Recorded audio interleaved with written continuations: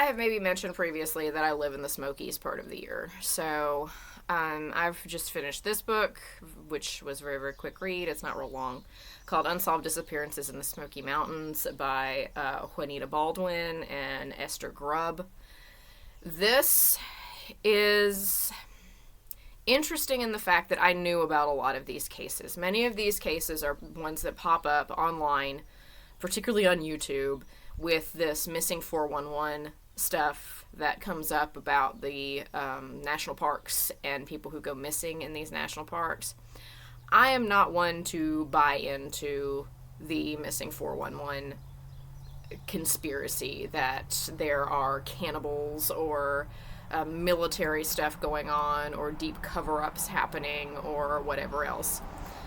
That is because I've been in national parks a lot, and I've been in the woods a lot, and the mountains a lot, and it's not hard to do something stupid and end up with the consequences of that. And I have seen a lot of people who don't know what they're doing in the mountains end up doing something stupid in front of me. So if I've witnessed that much, I know how often it has to happen.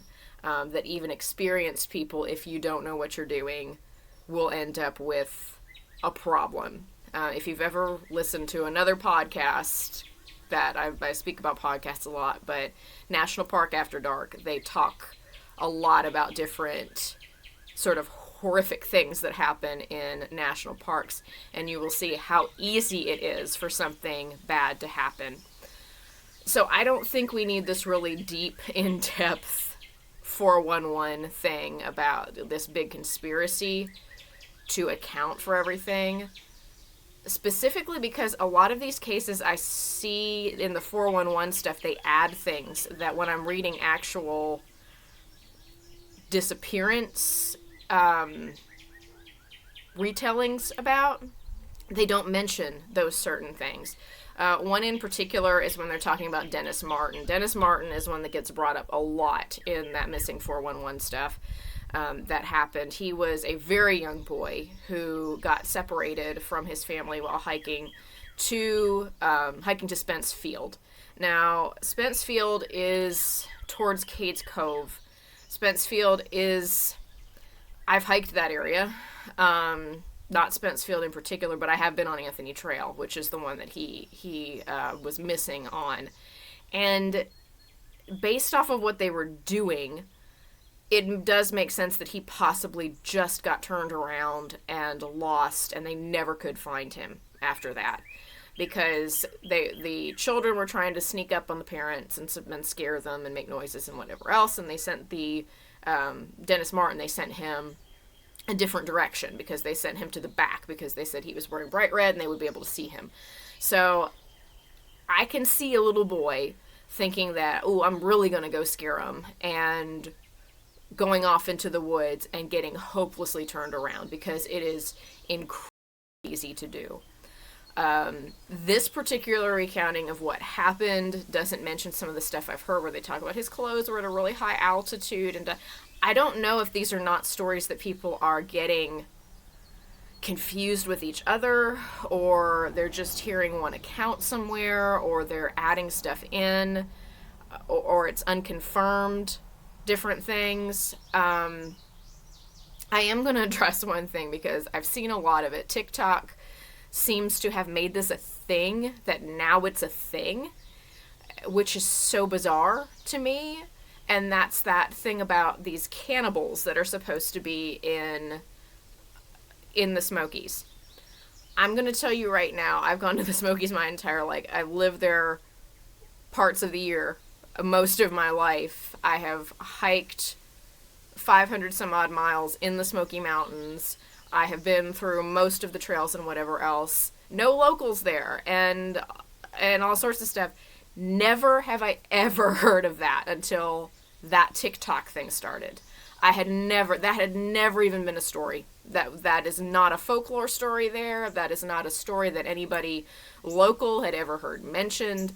This was literally something that seems like it popped up with the advent of TikTok and these sort of stories that happen And it was just this weird thing that now you can't get away from. I cannot refresh my YouTube page without something popping up about cannibals in the national park, particularly the Smoky Mountains, these feral people that are supposed to be living there, which is truly bizarre.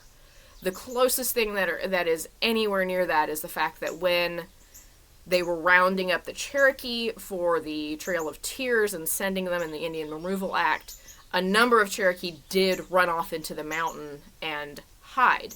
But a lot of them were gathered up later. So this is not like this is some feral people out there. This is a group that was on the run, basically. That's the only thing that I have heard that is anywhere near any of that. And it's just so weird to me that suddenly all these people are coming like, oh yeah, let me tell you all this story that has, everyone in the Smokies knows about that. No, they don't. I guarantee you they don't. So that to me is just a very odd mythological addition that has happened. Yeah, there's a lot of stories that are associated with the Smokies. Boogerman Loop, that is supposed to be haunted by a man who was kind of, if you think of Boo Radley in To Kill a Mockingbird, that he was that kind of type, and supposedly he haunts that trail still.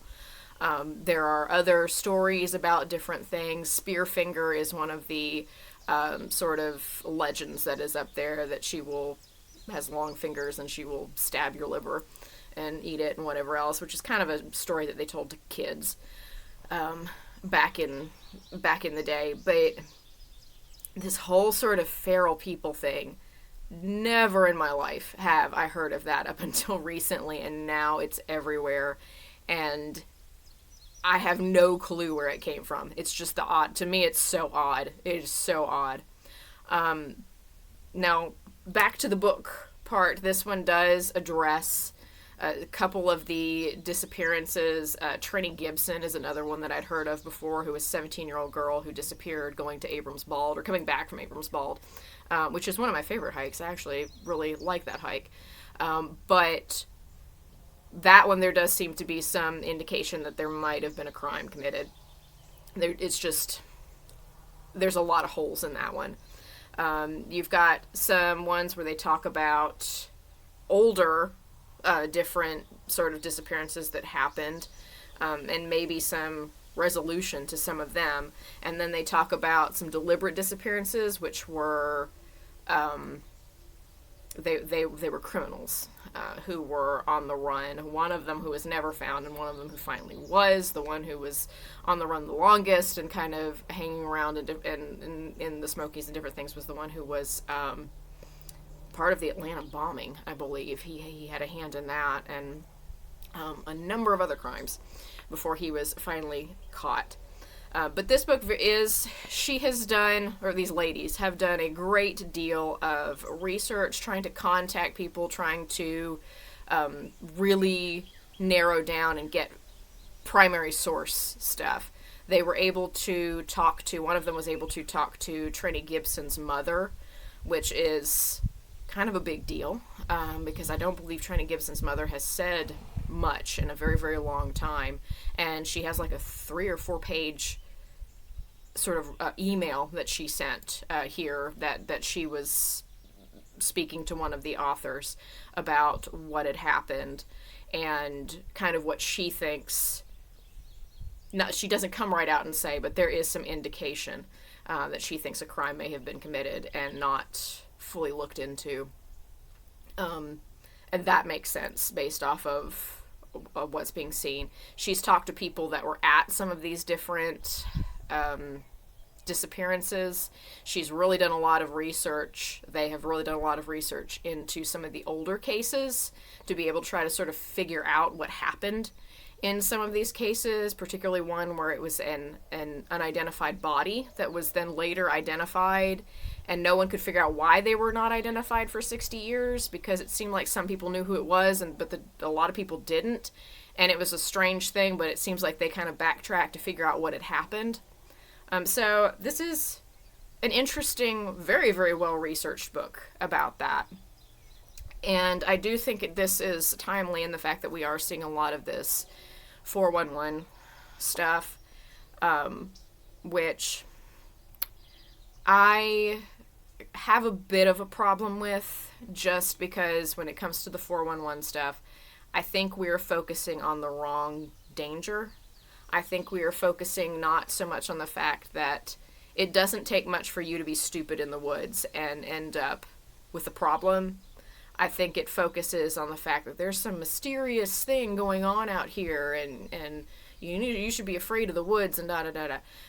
I think that takes away from what the actual issue is, and that you need to have a healthy respect for the wild and where you're going and what you're doing. I will never forget one particular time, well, two particular times. One particular time that I hiked to the jump off, which is headed towards Charles Bunyan, and it's not a long hike. It's maybe a 6-mile hike round trip, but it is pretty straight up in some ways.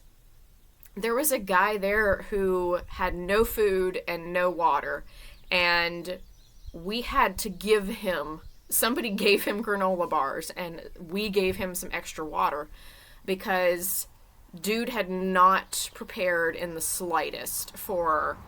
I'm not sure what people think. I guess they think that 6 miles is like 6 miles flat, where you're walking through town. I don't know.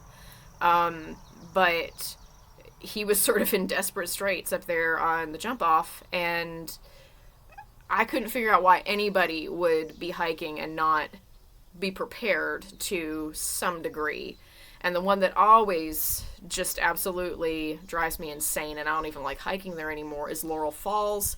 People seem to think that that one is a really, because it is only about 3 miles round trip, really easy hike to get to a very large waterfall. Well, that's great, but people are doing it in like sandals, and I've seen people in heels and sandals and whatever else, and it is very slick up there, and I've seen one man fall and nearly fall off the waterfall at that point, and his phone and camera went flying and everything else, and his significant other proceeded to get mad at everybody then, who were like trying to tell her, no, don't go down, that's really dangerous, da da da, and she got all snippy with everyone. And I was like, well, fine, fall down there with you've already nearly fallen off of it once. I have fallen up there just because it's very, very slick, and we were going downhill, and my poles slid and everything I had slid, and I went face first. Probably the worst I've ever hurt myself hiking on an easy trail. Just because people do not, they seem to think the wild should be like Disneyland, and everything should be very, well, it's safe, because they wouldn't let people in these places if it wasn't safe, and da da da da da. And they seem to think that there's all these like safety protocols and whatever else. It's the wild for a reason. You do certain things, you are going to reap the benefits of that. And I don't know, I think that's why that 411 sort of thing coming back in irritates me a little when I see it, just because I'm like, there's so many other things that you should be educating people on when you're talking about hiking and talking about being in the mountains and national parks and whatever else. Maybe focus on those and how easy and weird it is, certain things that can happen, rather than focusing on there's something just weird and mysterious and supernatural going on. I can tell you most of these cases, I would say no. That there might be strange things with them, but strange things happen in the woods, and that's just sort of the size of it. But this is a good book, very good for learning about just how disappearances happen, and also how research happens by these people who are trying to uncover what the current situation is on some of these things. So I would recommend this book, and I would also recommend doing your homework before you go hiking anywhere in a national park or forest or whatever else.